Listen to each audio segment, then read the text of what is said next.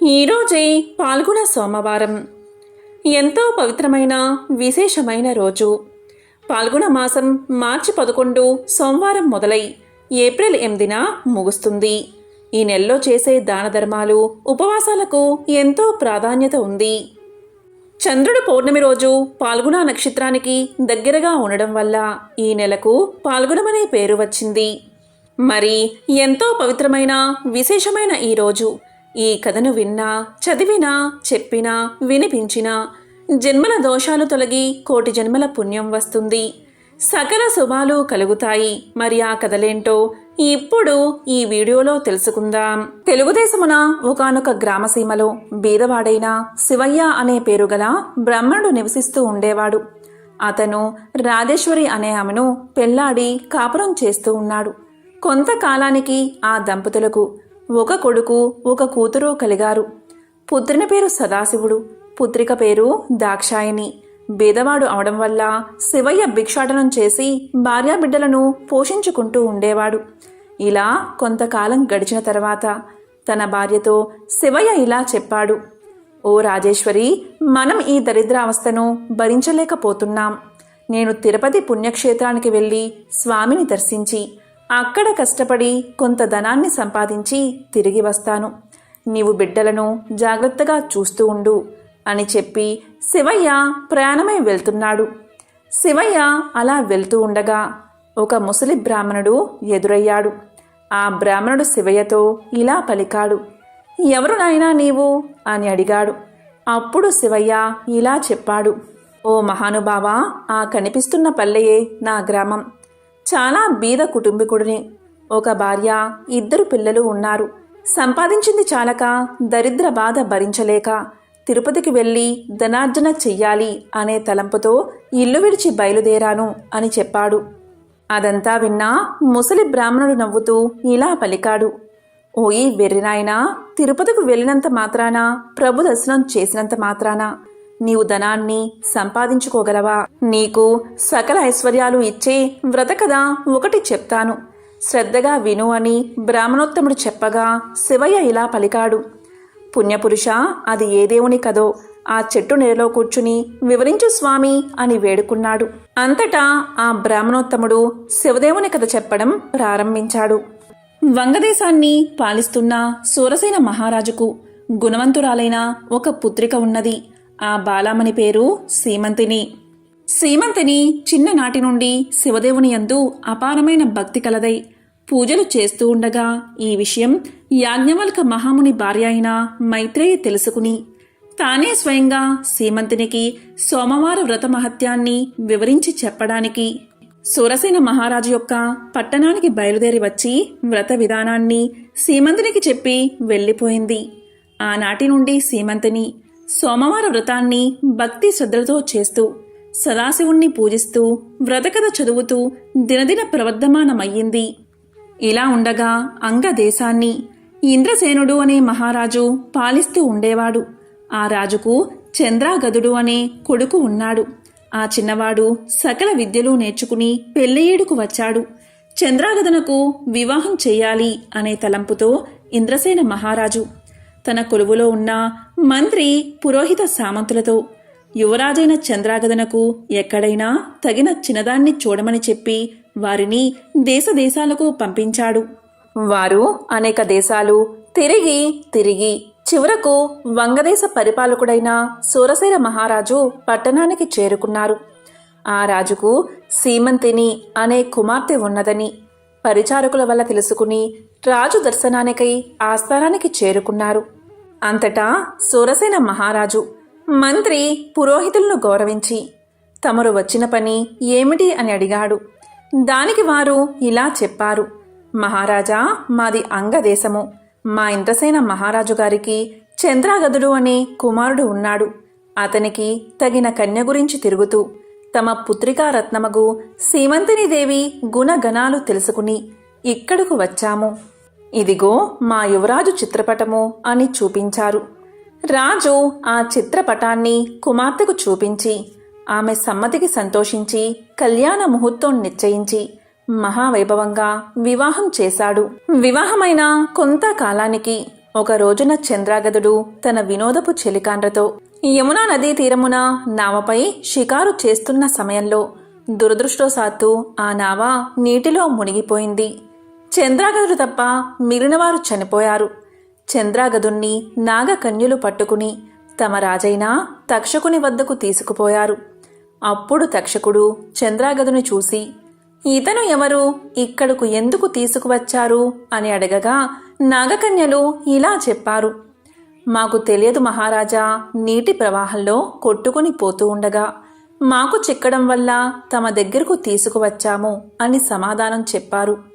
దానితో తక్షకుడు దివ్య దృష్టి వల్ల చంద్రాగదుని వృత్తాంతం తెలుసుకుని, ఇతడు సామాన్యుడు కాడు, ఇతని ధర్మపత్ని సీమంతిని దేవి శివుణ్ణి ఆరాధిస్తూ సోమవార వ్రత ప్రభావం కల మహాపతివ్రత, అందువల్లే ఇతడు నీటిలో పడిపోయినా ప్రాణాలు విడవక మీకు చిక్కడం వల్ల అతనికి ఏ విధమైన అపాయమూ కలగలేదు అని నాగకన్యలకు చెప్పాడు. ఈ సంభాషణంతా వింటున్న చంద్రాగదుడు భయపడుతూ దిక్కులు చూడసాగాడు. అంత తక్షకుడు చంద్రాగదుని వీపు చరిచి ధైర్యం కలగజేసి తన దగ్గర ఉన్న విలువైన మణులు ఇచ్చి ఆ మణుల యొక్క ప్రభావం కూడా తెలియచేసి భూలోకానికి సాగనంపాడు. అక్కడ సీమంతిని తన భర్త జాడ తెలియనందున నామ ప్రమాదంలో చెలికాండ్రతో పాటు తన భర్త కూడా మరణించి ఉంటాడని తలపోసి పరిపరి విధాలా విచారిస్తూ ఇలా బాధపడింది. ఓ శివదేవా, తల్లి పార్వతి, నేను విడవకుండా ఆచరిస్తున్న సోమవార వ్రతం యొక్క ఫలితం ఇదేనా అని దుఃఖిస్తూ కనులు మూసుకునగా అప్పుడు స్వప్నంలో జగజ్జనని ఇలా పలికింది. అమ్మాయి, నీ భర్తకు ఏమీ భయం లేదు, విచారించకు, సజీవుడై ఉన్నాడు, త్వరలో నీ దగ్గరకు చేరుకుంటాడు అని చెప్పి అమ్మవారు అంతర్ధానమయ్యింది. అంతలో సీమంతిని మేల్కొని స్వప్నంలో దేవి చెప్పిన వాక్యాలు వృధా కావని మనస్సులో ధైర్యం చేసుకుని యథాప్రకారంగా సోమవార వ్రతాన్ని చేస్తూ ఉండగా దివ్య ప్రభావం కల మణులతో చంద్రాగదుడు తన దేశానికి తిరిగి వచ్చాడు. ఇంద్రసేన మహారాజు కొడుకు రాకకు సంతోషించి జరిగిందంతా తెలుసుకుని తన కుమారుడు సజీవుడుగా ఉన్నాడని మహిమగల మల్లతో తిరిగి వచ్చాడు అని ఆ శుభవార్తను సూరసేన మహారాజుకు కబురంపి శుభముహూర్తాన సీమంతిని దేవికి చంద్రాగదునకు వైభవోపేతంగా పట్టాభిషేకం చేశాడు. సీమంతిని దేవి చంద్రాగదులు తమ దేశ ప్రజలకు సోమవార వ్రత ప్రభావం గురించి, శివదేవుని మహిమల గురించి బోధిస్తూ ధర్మ మార్గంలో రాజ్యపాలన చేస్తూ ఉన్నారు. సీమంతిని దేవి తన సోమవార వ్రత మహిమ వల్లే ఐదోతనం కాపాడుకోగలిగినదని ప్రజలంతా భావించి తాము కూడా సోమవార వ్రతం చేసి సకల సంపదలతో సుఖంగా ఉన్నారు అని ముసలి బ్రాహ్మణుడు శివయ్యతో చెప్పి ఇంకా ఇలా పలికాడు. శివయ్య, నీవు కూడా ఈ వ్రతాన్ని చెయ్యి, నీకు సకల ఐశ్వర్యాలు కలుగుతాయి అని పలకగానే శివయ్య ఎంతో ఆనందం చెంది ఇలా అన్నాడు. ఓ మహాపురుష, ఈ వ్రతాన్ని ఎలా ఆచరించాలి నాకు తెలియచేయండి అని కోరాడు. అందుకు బ్రాహ్మణుడు ఈ విధంగా చెప్పసాగాడు.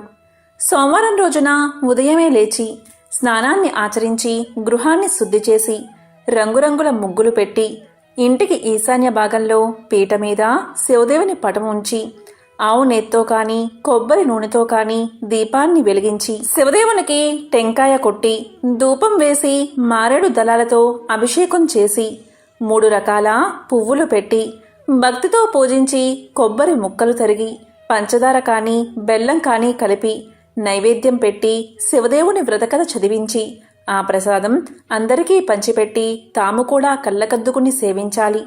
ఇలా 3 సోమవారాలు భక్తి శ్రద్ధలతో పూజిస్తే సిరి సంపదలు కలిగి మనసులో కోర్కెలు ఫలిస్తాయి అని ముసలి బ్రాహ్మణుడు చెప్పి అదృశ్యమయ్యాడు. కడునిష్టతో వింటున్న శివయ్య బ్రాహ్మణుణ్ణి గానక, ఆహా, ఈ మహానుభావుడే నా పాలిట దేవుడు, నా అవస్థను చూసి నాకీ ఉపదేశం చేశాడు అని భావించి తిరిగి ఇంటికి వెళ్ళి జరిగిందంతా భార్యకు తెలియచేశాడు.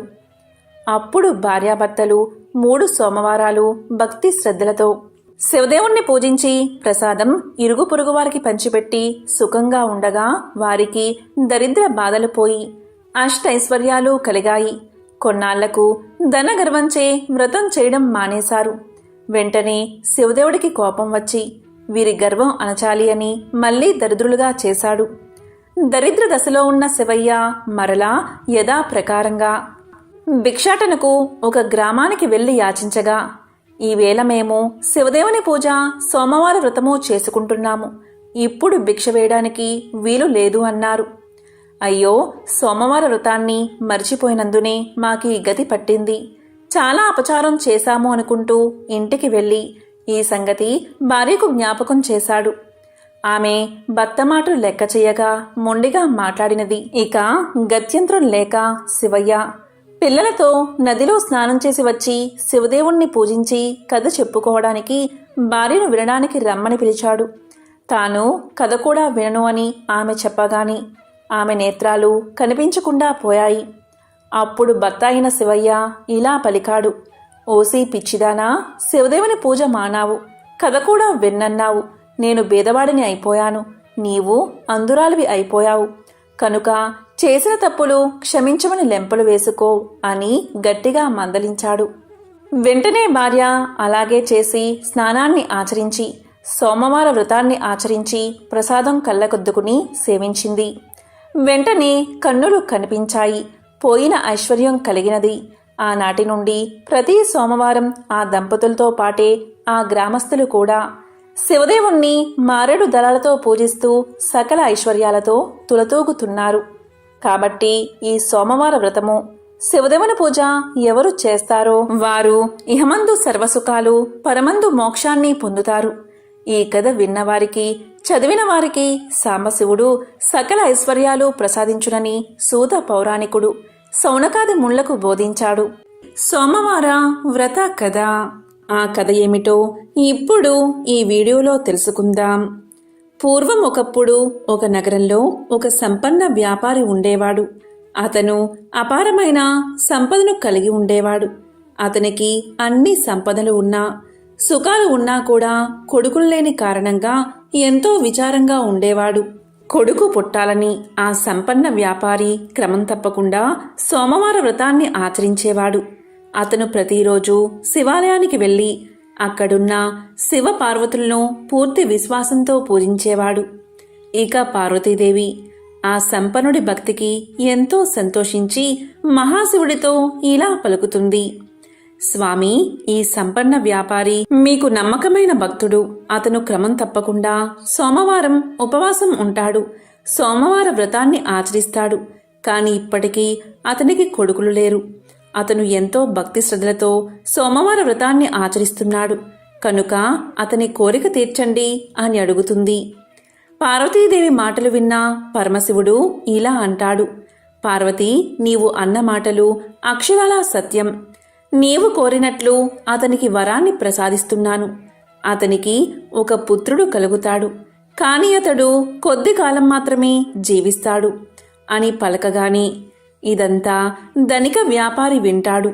ఇలా పార్వతీ పరమేశ్వరులు మాట్లాడుకోవడం, సోమవార వ్రత ఫలితం వల్ల వారి మాటలు ఈ ధనిక వ్యాపారికి వినబడతాయి. కాలక్రమేణా ఆ వ్యాపారి భార్య ఒక అందమైన కొడుకుకు జన్మను ఇస్తుంది. ఇక దీంతో ఆ ధనికుడి ఆనందానికి అవధులు లేకుండా పోతాయి. అతను కొడుకు పుట్టినందుకు గాను గొప్ప ఆడంబరంగా అందరికీ తెలిసేలా పండుగలు జరుపుకుంటాడు. ఆ రోజు పేదలకు అన్నదానం, బట్టలు మరియు ధనాన్ని పంచిపెడతాడు. ఇక అక్కడికి వచ్చిన వారంతా అతని కుమారుడు నిండు నూరేళ్లు జీవించేలా ఆశీర్వదిస్తారు. కానీ తన కొడుకు 12 ఏళ్లకు మించి జీవించడని మృత్యుదేవత అయిన యముడు ఎవరినీ విడిచిపెట్టడని తెలిసిన ఆ వ్యాపారి ఎంతో విచారంగా ఉంటాడు. ఇక పరిస్థితి తెలుసుకుని ఆ వ్యాపారి సోమవార వ్రతాన్ని మరింతగా చేయాలని నిర్ణయించుకుంటాడు. ఆ విధంగా పూజలు చేసినా కూడా తన కొడుకు బతకడం కష్టమని తెలిసి కూడా వ్యాపారి పూజలు మాత్రం మానడు. అలా బాలుడు పెరిగి పెద్దవాడవుతాడు. బాలుడికి 11 ఏళ్ల వయసు వచ్చింది. అలా 11 సంవత్సరాల వయసులో వ్యాపారి కుమారుడు చాలా తెలివైన మరియు పరిణితి చెందినట్లు కనిపిస్తాడు. ఇక ఇరుగు పొరుగువారు అందమైన అమ్మాయితో పెళ్లి చేయమని వ్యాపారికి సలహా ఇస్తారు. వ్యాపారి భార్య కూడా తన కుమారుడికి వివాహం చెయ్యాలని వ్యాపారిని కోరుతుంది. ఆమె దానికోసం పదే పదే పట్టుబడుతుంది. కానీ అల్పాయుష్కుడైన కొడుక్కి వివాహమేమిటి అని వ్యాపారి వివాహానికి అంగీకరించడు. ఇక ఆ వ్యాపారి తన బావను పిలిచి ఇలా పలుకుతాడు. చూడు బావా, నా కొడుకును కాశీకి తీసుకువెళ్ళు. అతనికి మంచి చదువు నేర్పించు. ఆధ్యాత్మిక జ్ఞానం నా కొడుకుకు కలగాలి. నీకు ఎంత ధనం అవసరమో అంత తీసుకుని మీరు కాశీకి వెళ్ళండి. వెళ్ళే మార్గంలో మీరు ఎక్కడ ఆగితే అక్కడ భక్తి కార్యక్రమాలు, యాగాలు, అన్నదానాలు, బ్రాహ్మలకు భోజనాలు పెట్టండి అని చెప్తాడు. ఇక ఆ వ్యాపారి కుమారుడు తన మేనమామతో కలిసి కాశీయాత్ర ప్రారంభిస్తారు. వారు ఆగిన దగ్గరలో అన్నదానాలు, యాగాలు, పేదలకు, బ్రాహ్మణులకు అన్నదానాలు చేసేవారు. వాళ్ళు బట్టలు లేని వారికి బట్టలు పంచిపెట్టేవారు. బ్రాహ్మణులకు అత్యంత ఉత్తమ భోజనాలు పెట్టేవారు. దక్షిణ కూడా సమర్పించేవారు. ఒకరోజు వ్యాపారి కొడుకు అలాగే మేనమామ ఒక రాజు రాజధాని వద్ద ఆగారు. ఆ రోజు రాజుగారి కుమార్తె వివాహం జరగాల్సి ఉంది. అప్పటికే పెళ్లి బృందం నగరానికి చేరుకుంది. కాని పెళ్లికొడుకు అంధుడు, అంటే ఒకే కన్ను ఉన్నందున వరుడు తరపు వాళ్ళు తీవ్ర ఆందోళనలో ఉన్నారు. అతని స్థానంలో అందమైన అబ్బాయి కోసం వరుడి తండ్రి వెతుకుతున్నాడు. తన మేనమామతో కలిసి బస చేస్తున్న వ్యాపారి కుమారుణ్ణి వరుడి తండ్రి మనుషులు గుర్తించారు. పెళ్లికొడుకు తండ్రి ధనవంతుడు. అతను బాలుడు మేనమామతో ఇలా పలికాడు. నా ప్రతిష్ట ప్రమాదంలో పడింది. నా ఒంటి కన్ను కొడుకు స్థానంలో అందమైన పెళ్లికొడుకు నాకు కావాలి. మీవాడు రాజకుమార్తెను తాత్కాలిక వివాహం చేసుకోవాలి. దీనికి అంగీకరిస్తే నేను తగినంత ధనాన్ని మీకు ఇస్తాను. వివాహ వేడుక ముగిసిన వెంటనే మీ దారిన మీరు వెళ్ళిపోవాలి అని పలికాడు. ఇక మేనమామ తాత్కాలిక వివాహానికి అంగీకరించాడు. అలాగే తన మేనల్లుణ్ణి ఒప్పించాడు. పెళ్లి ఊరేగింపులో తలపై కవాతుతో అందమైన వరుణ్ణి చూసిన వధువు తరపు వాళ్ళు ఎంతో గొప్పగా చెప్పుకున్నారు. వ్యాపారి కుమారుడు మరియు రాజకుమార్తె అగ్నిగుండం చుట్టూ తిరిగి వివాహం చేసుకున్నారు. వారు బయలుదేరే సమయంలో వ్యాపారి కొడుకు తన వధువు కండువాను తీసుకుని దానిపై ఇలా రాశాడు. ఇప్పుడు మనం భార్యాభర్తలం. నేను రాజు కొడుకును కాదు. నేను ఒక ధనిక వ్యాపారి కొడుకుని. నేను ఆధ్యాత్మిక విద్య కోసం కాశీకి వెళ్తున్నాను. నీ నిజమైన వరుడు గుడ్డివాడు. అతనికి ఒక కన్ను లేదు అని రాశాడు. కండువాపై ఏదో సందేశం రాయడం రాజకుమార్తె గమనించింది. కాని ఆ సమయంలో ఆమె దాన్ని చదవలేకపోయింది. పెళ్లి బృందం బయలుదేరబోతున్నప్పుడు వధువు ఆ సందేశాన్ని చదివింది. అసలు విషయం తెలిసి కంగు తిన్నది. అప్పటికే ఆ వ్యాపారి కొడుకు వెళ్ళిపోయాడు. ఒంటి కన్ను పెళ్లికొడుకుతో పాటు వెళ్లేందుకు రాజకుమార్తె నిరాకరించింది. ఇక పెళ్లి బృందం వధువు లేకుండానే తిరిగి తమ రాజ్యానికి వెళ్ళిపోయింది. ఇక వ్యాపారి కొడుకు కాశీకి చేరుకుని ఆధ్యాత్మిక అధ్యయనానికి పూర్తిగా అంకితమయ్యాడు. అతని మేనమామ శివుడి పేరు మీద భక్తి కార్యక్రమాలు ఏర్పాటు చేసి తన సోదరి కుమారుడి శ్రేయస్సు కోసం ప్రతిరోజు విరాళాలు ఇచ్చేవాడు. ఇలా ఉండగా అతనికి 12 ఏళ్లు వచ్చాయి. 12వ సంవత్సరం చివరి రోజున వ్యాపారి కుమారుడికి ఛాతీలో నొప్పి పుట్టింది. అతని మేనమామ అతని దినచర్య ప్రకారం దానాలు, విరాళాలు ఇచ్చి గదిలోకి వెళ్లి చూడగా బాలుడు శవమై కనిపించాడు. అది చూసి మేనమామ శోకంతో ఏడ్చాడు. కాని బ్రాహ్మణులు శవ ఇంట్లో భోజనం చేయరు కాబట్టి తాను బయటపడితే అన్నదానం వృధా అవుతుందని మౌనంగా ఉండి అన్నదానాన్ని జరిపించాడు. ఇక అన్నదానం అయిపోయాక అందరూ వెళ్ళిపోయాక బిగ్గరగా ఏడవడం మొదలుపెట్టాడు. చాలామంది ఆయన చుట్టూ చేరారు. అదృష్టం కొద్దీ శివుడు, పార్వతీదేవి కూడా ఆ ఇంటి బయటగా వెళ్తున్నారు. ఆ రోద విని పార్వతి యొక్క మనసు కరిగిపోయింది. ఆమె శివుడితో ఇలా పలుకుతుంది. స్వామి, యముణ్ణి ఆ బాలుడి ప్రాణాలు తిరిగి ఇవ్వమని అడగండి. యముడు ఎప్పుడూ మీ ఆజ్ఞపైనే నడుస్తాడు కదా. దయచేసి ఆ బాలుని రక్షించండి. మీరు సమస్త ప్రాణులకు రక్షకుడు అని పార్వతీదేవి వేడుకుంది. పార్వతీదేవి మాటలు విన్న శివుడు, తన కుటుంబానికి తన పట్ల ఉన్న భక్తి కారణంగా ఆ బాలుణ్ణి బతికించడానికి అంగీకరిస్తాడు. అలా మహాశివుడు పవిత్ర గంగానదిలో ప్రవహించే నీటిని చేతిలోకి తీసుకుని మృతదేహంపై చల్లుతాడు. అలా గంగానది యొక్క నీళ్లు చల్లగానే ఆ బాలుడు నిద్రలోంచి లేచినట్లుగా లేచి కూర్చుంటాడు. దీంతో మేనమామ ఎంతో సంతోషిస్తాడు. ఇక ధనికుని కుమారుడు ఆధ్యాత్మిక విద్య ముగిసాక ఇంటికి తిరుగు ప్రయాణం కడతాడు. అలా మేనమామ మేళంలో కలిసి తిరుగు ప్రయాణంలో మళ్ళీ ఆగిన దగ్గరల్లా అన్నదానాలు, వస్త్రదానాలు, యాగాలు చేస్తారు. అలా వారు అబ్బాయి వివాహం చేసుకున్న నగరానికి చేరుకుంటారు. ఇక ఆ దేశపు రాజు యువరాణి వెంటనే ఆ బాలుణ్ణి గుర్తిస్తారు. ఇక రాజు ఆ బాలుణ్ణి తన రాజ్యానికి తీసుకుపోయి ఒక శుభదినాన తన కుమార్తెను అతని వెంట పంపిస్తాడు. ఎంతో ధనాన్ని కూడా ఇస్తాడు. ఇక వ్యాపారి కుమారుడు తన వధువుతో సహా తన నగరానికి చేరుకుంటాడు. కొడుకు చనిపోతే ఆత్మహత్య చేసుకోవాలని భవనంపైకి ఎక్కుతారు వ్యాపారి దంపతులు. తర్వాత తల్లిదండ్రులు జరిగిందంతా తన కుమారుడి ద్వారా తెలుసుకుని తన కుమారుణ్ణి బతికించినందుకు మహాశివుణ్ణి పరిపరి విధాలా స్తుతిస్తారు. ఇక అదే రోజు రాత్రి శివుడు మరోసారి వ్యాపారవేత్త కల్లో కనిపించి ఇలా పలుకుతాడు: సోమవారం నాడు నీవు చేసిన వ్రతానికి ఫలితమే ఇది. అందుకే నీ కుమారుణ్ణి నిండు నూరేళ్లు బతికేలా వరాన్ని ప్రసాదించాను అని పలుకుతాడు మహాశివుడు. దీంతో వ్యాపారి ఎంతో సంతోషిస్తాడు. అలా వారు కలకాలం ఆనందంగా జీవిస్తారు. ఎంతో విశేషమైన పవిత్రమైన ఈ కథను ఎవరైతే ఈరోజు వింటారో, లేక చదువుతారో, లేక చెప్తారో, లేక వినిపిస్తారో వారి జన్మల పాపాలు తొలగి కోటి జన్మల పుణ్యం వస్తుంది. తిరుగులేని రాజయోగం పడుతుంది. ఇక వారింట్లో అన్నీ శుభాలే కలుగుతాయి. మహాశివుడి విశేషతను తెలిపే మరొక కథను ఇప్పుడు తెలుసుకుందాం. పూర్వకాలంలో ఒకానొక గ్రామంలో ఒక నిరుపేద కుటుంబం ఉండేది. ఆ పేద దంపతులకు 2 కుమార్తెలు, 1 కుమారుడు ఉన్నారు.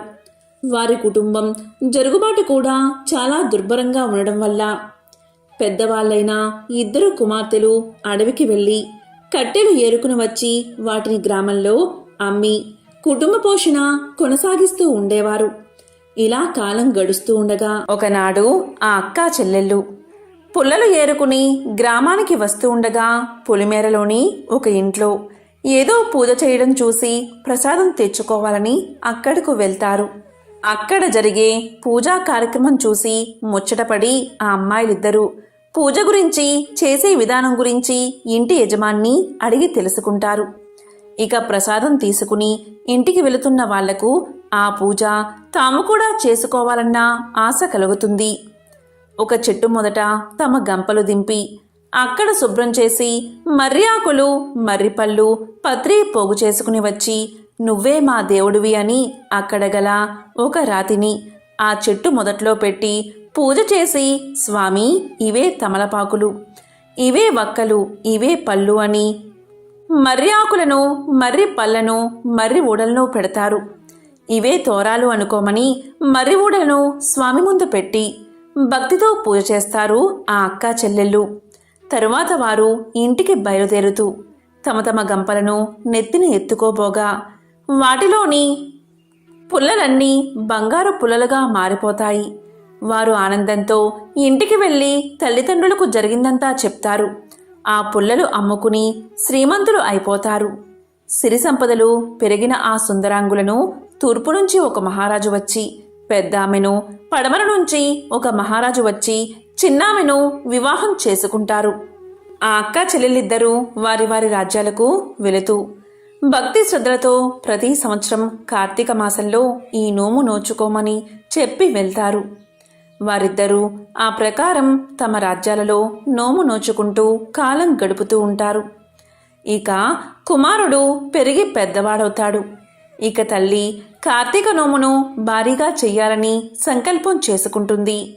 ఇక పాత తోరాలు తీసి పెరట్లో కాకరపాదు మీద విసిరేస్తుంది. వాటి స్థానంలో బంగారు తోరణాలు చేస్తుంది. నవకాయ పిండి వంటలతో గారెలు, బూరెలు వీటితో భోజనాలు ఏర్పాటు చేస్తుంది. ఇక గ్రామస్తులంతా తల్లి కొడుకులను ఎంతగానో ప్రశంసిస్తారు. ఇక తోరాన్ని ఎప్పుడైతే ఆమె కాకర పాదు మీద విసిరేసిందో అప్పట్నుంచి ఆ మహాశివుడి కరుణ మందగిస్తుంది. ఏడాదికేడాదికి వారి సిరి సంపదలు తొలగి పేదరికం దాపరిస్తుంది. తినడానికి తిండిలేని దుస్థితి కలుగుతుంది. ఏ పని చేయాలన్నా జరగకపోగా కష్టాలు ఎదురవుతాయి. ఆ తోరం ఎప్పుడైతే కాకర పాదు మీద విసిరేసిందో ఆ కాకరకాయల్లో బంగారం నిండుకుంటుంది. కాని ఇంట్లో వారు అది గ్రహించరు. ఒకసారి తల్లి పెరట్లో ఇరగకాసిన కాకర పాదును చూసి కొన్ని కాయలు కోసి కొడుకు ఇచ్చి అంగడికి వెళ్ళి చారెడు నూకలు, పప్పు, ఉప్పు తీసుకురమ్మని పంపిస్తుంది. కొడుకు అవి తీసుకువెళ్ళి షావుకారు అంగడి ముందు నిల్చుంటాడు. ఎంతసేపటికి ఆ షావుకారు కొడుకుని చూడడు. తరువాత షావుకారు అతన్ని చూసి ఏమిటి తీసుకొచ్చావు అని ప్రశ్నిస్తాడు. దానికి కొడుకు ఇలా పలుకుతాడు, అయ్యా, ఈ కాకరకాయలు తీసుకుని బియ్యం ఇప్పించండి. మీ పేరు చెప్పుకుని ఈ పూటకు ఇంత గంజి తాగుతాము అని పలుకుతాడు. దానికి షావుకారు ఇలా అంటాడు, అలానా, మీకు దారపోయడానికి మాకు ఊరికే వచ్చినా సిరి సంపదలు ఏమీ లేవు, వెళ్ళిపో అని కసురుకుంటాడు. కాని ఆ బాలుడు బతిమాలాడగాని ఇక ఇతను వదిలేలా లేడు అని దోసెడు బియ్యం పప్పు ఇప్పించి పంపిస్తాడు షావుకారు. ఆ పూటకు వారు ఆకలి తీర్చుకుని మరుసటి రోజు మరికొన్ని కాయలు కోసి మరో అంగడికి వెళ్ళి అమ్ముకుని రమ్మని పంపిస్తుంది తల్లి.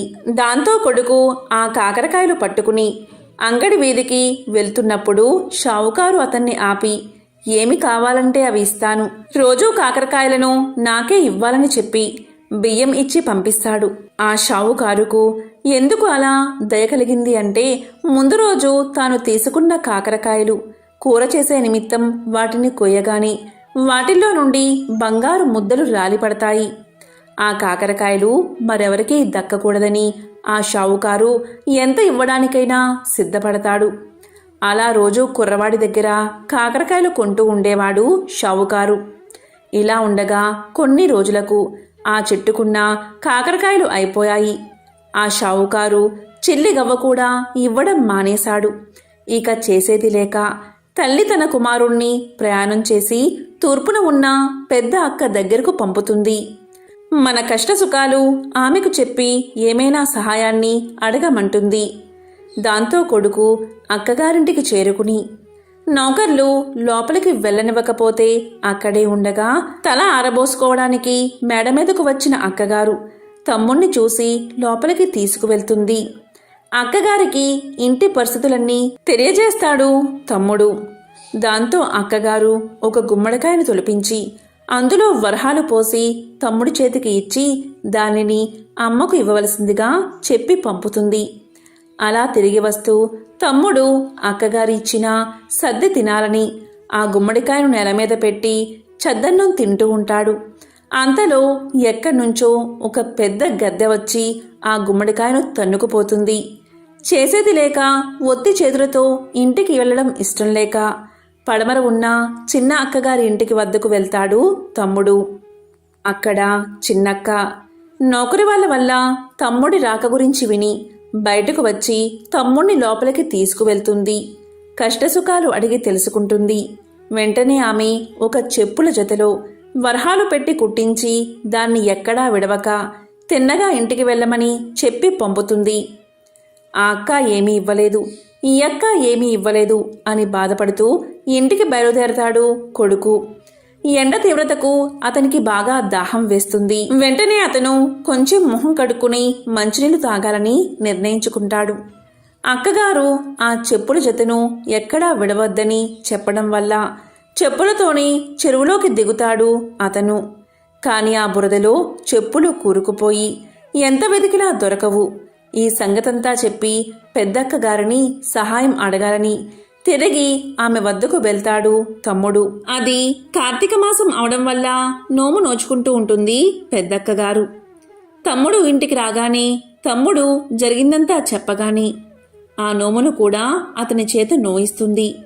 ఆడంబరం కాదు ముఖ్యం, భక్తే ముఖ్యమని చెప్పి ఇంటికి వెళ్ళి తన తల్లిని కూడా నోము నోయించేలా చెయ్యమని తమ్ముడుకు చెప్పి కొంత ధనాన్ని ఇచ్చి పంపుతుంది.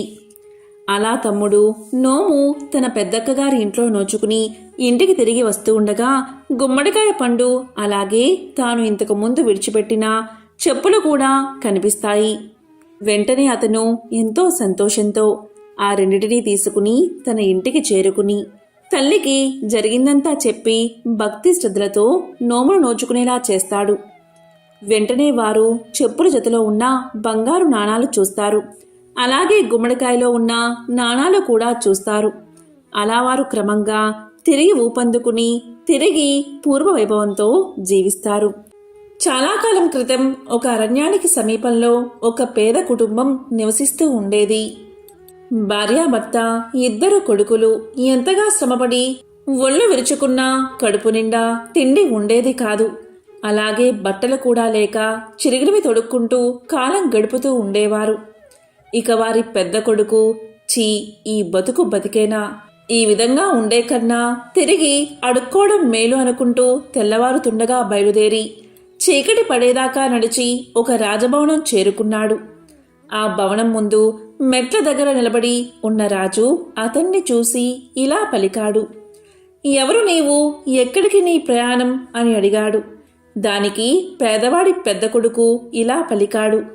మహారాజా, ఒక చోటనే లేదు, ఎక్కడ పొట్టగడిస్తే అక్కడికే నా ప్రయాణమని సమాధానం చెప్పాడు. దానితో రాజు ఇలా అన్నాడు. అయితే నీకు పని కావాలన్నమాట. నా 7 గుర్రాలను కాస్తావా? నీకు వేరే జీతం ఇవ్వను. రోజంతా గుర్రాల వెంట తిరిగి సాయంకాలం ఇంటికి వచ్చి గుర్రాలు ఏం తిన్నది, ఏం తాగుతున్నది నాకు చెప్పాలి. నిజం చెప్పావంటే నీకు నా కూతుర్నిచ్చి పెళ్లి చేస్తాను, అబద్ధం ఆడావంటే చావగొట్టి పంపిస్తాను అని రాజు అన్నాడు. ఇక పేదవాడి పెద్ద కొడుకు ఇదేమంత పెద్ద పని కాదు అనుకుని అప్పటికప్పుడే రాజుగారికి అల్లుడు అయిపోయినట్లుగా ఆనందపడ్డాడు. ఇక రాజుతో ఇలా అన్నాడు. మహారాజా, మీ గుర్రాలను కాయడానికి నన్ను పెట్టుకోండి అని చెప్పాడు. మర్నాడు తెల్లవారుతూ ఉండగా గుర్రపు సాలకు వెళ్ళాడు పేదవాడి పెద్ద కొడుకు. ఆ గుర్రాలు తెల్లగా అందంగా ఉన్నాయి. అక్కడ 7 గుర్రాలను వదిలిపెట్టగాని అవి బయటకు వస్తూనే శరవేగంతో బెడ్లకేసి పరిగెత్తసాగాయి. పేదవాడి పెద్ద కొడుకు సత్తువ కొద్దీ వాటి వెనుక పరిగెత్తసాగాడు. గుర్రాలు ఎక్కడా ఆగకుండా కొండల పక్కగా పరిగెత్తసాగాయి. పోయిన కొద్దీ వాటి వేగం పెరుగుతుందే కాని ఏమాత్రం తగ్గడం లేదు. ఎక్కడ చూసినా బోరెడంతా పచ్చగడ్డి ఉన్నా కూడా అవి మేయడానికి ఆగట్లేదు. కొండల దాకా వచ్చేసరికి పేదవాడి పెద్ద కొడుకు ఇక పరిగెత్తలేకపోయాడు. అతని శరీరమంతా చెమటతో తడిసిపోయింది. ఆయాసం వచ్చింది. కాళ్ళు తడబడుతున్నాయి. కొండ కింద ఒక గుడిసెలో కూర్చుని రాట్నం తిప్పుతున్న ఒక వృద్ధురాలు ఇలా పలికింది. రాబాబూ, ఇలా రా, నీ చెమట తుడుస్తాను అని ప్రేమగా ఆహ్వానించింది. అతను ఆశ్చర్యపడుతూ వృద్ధురాలకేసి చూసి గుర్రాల కోసం చూసే లోపుగా అవి ఎటో వెళ్ళిపోయాయి. ఇక వాటిని అందుకునే ఆశ లేదని నిశ్చయించుకుని పేదవాడి పెద్ద కొడుకు వృద్ధురాలి గుడిసెలోకి ప్రవేశించాడు. అప్పుడు వృద్ధురాలు అతని ఒంటిమీద చెమటంతా తుడిచి కాస్త గాలి విసిరి జుట్టు దువ్వి ఉపచారాలు చేసింది. కాస్త విశ్రాంతి పొందిన తర్వాత అతను లేచి నిలబడి, ఇక మా ఇంటికి పోతాను, రాజుగారి దగ్గరకు వెళ్ళడం వృధా. వెళ్తే రాజుగారు గుర్రాలు ఏం తిన్నాయి, ఏం తాగాయి అని నన్ను అడుగుతారు. చెప్పలేకపోతే చావగొట్టి పంపిస్తారు. ఇంతోటి దానికి అక్కడకు వెళ్ళడం దేనికి అని పలికాడు. ఆ మాటలకు వృద్ధురాలు, ఈ మాత్రానికే భయపడతావేంటి బాబు? ఎక్కడైనా గుర్రాలు గడ్డి తిని నీళ్లు తాగుతాయి. రాజుగారితో ఆ మాటే చెప్పు అని సలహా ఇచ్చింది వృద్ధురాలు. ఇక సాయంకాలం అయ్యాక గుర్రాలు తిరిగి వచ్చేదాకా పేదవాడి పెద్ద కొడుకు వృద్ధురాలి గుడిసెలోనే ఉండి వాటి వెనకాలే రాజభవనానికి చేరుకున్నాడు. వారిని చూస్తూనే రాజు ఇలా పలికాడు. గుర్రాలను జాగ్రత్తగా కాచావా? అవి ఏం తిన్నాయి, ఏం తాగాయి అని అడిగాడు. దానికి పేదవాడి పెద్ద కొడుకు ఇలా చెప్పాడు. మహారాజా, గుర్రాలు గడ్డి తిని నీళ్లు తాగాయని చెప్పాడు. ఇక రాజు వాడిని పట్టుకుని చావబాది కొట్టి పంపించండి అని కోపంగా భటులను ఆజ్ఞాపించాడు. వృద్ధురాలి సలహా విన్నందుకు ఉళ్ళంతా ఊనం చేయించుకుని పేదవాడి పెద్ద కొడుకు సగం ప్రాణంతో ఇంటికి చేరుకున్నాడు. ఇక పెద్ద కొడుకు తిరిగి రాగానే చిన్న కొడుకు తన పొట్ట తాను పోసుకుంటానని ఇంటి నుంచి బయలుదేరాడు. అతను కూడా ఒక రోజంతా నడిచి చీకటి పడే వేళకు రాజభవనం చేరుకున్నాడు. రాజు తన గుర్రాలు కాయమని అవి ఏం తిన్నాయో ఏం తాగాయో చెప్పమని నిజం చెప్తే తన కూతుర్నిచ్చి పెళ్లి చేస్తానని, అబద్ధం చెప్తే చావగొట్టి పంపిస్తానని చెప్పాడు. అందుకు పేదవాడి చిన్న కొడుకు కూడా సిద్ధపడ్డాడు. మర్నాడు తెల్లవారుతూ ఉండగానే గుర్రాలను వదిలారు. అవి పరిగెత్తసాగాయి. చిన్నవాడు వాటికంటే ముందే పరిగెత్తుతూ రండి, నాతో కలిసి పరిగెత్తండి అని వాటిని ఆహ్వానించాడు.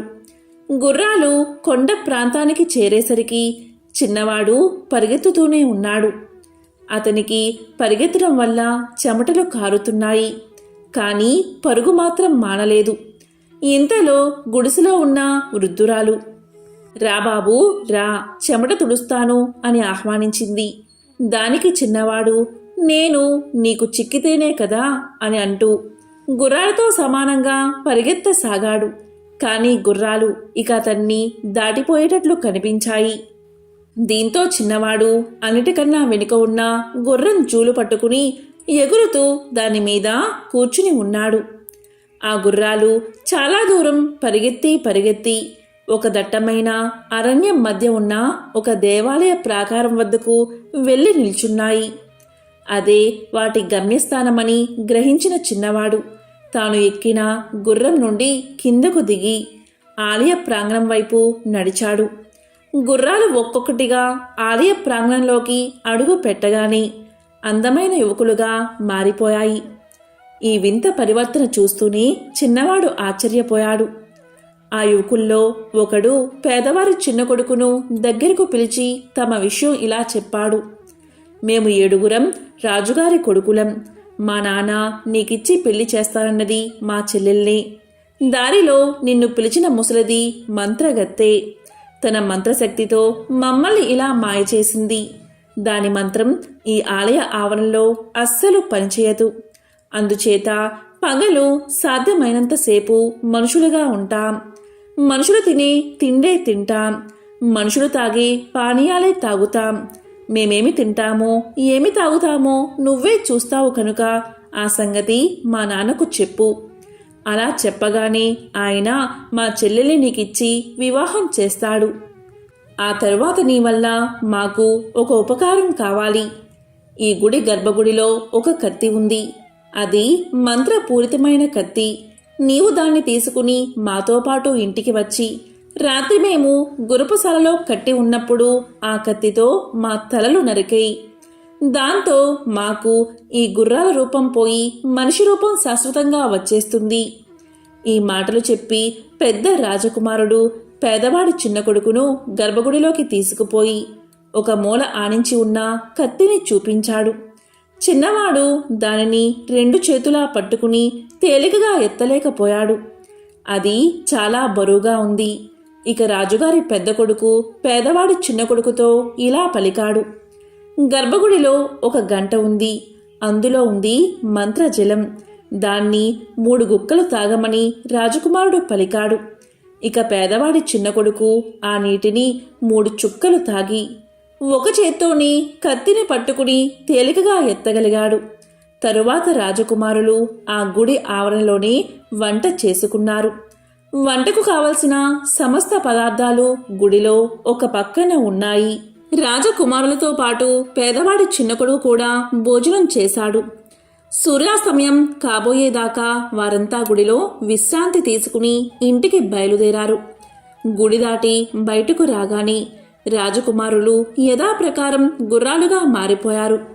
పేదవాడి చిన్న కొడుకు కత్తితో సహా ఒక గుర్రంపైన ఎక్కాడు. అతను గుర్రాలతో తిరిగి వచ్చేటప్పుడు ముసలిది చిన్నవాడిని చూసి కళ్ళల్లో నిప్పులు రాలుస్తూ అతన్ని బెదిరించింది. ఇక పేదవాడి చిన్న కొడుకు రాజుగారి భవనం చేరుకోగానే రాజు ఇలా అన్నాడు. గుర్రాలను సరిగ్గా కాచావా అని అడిగాడు.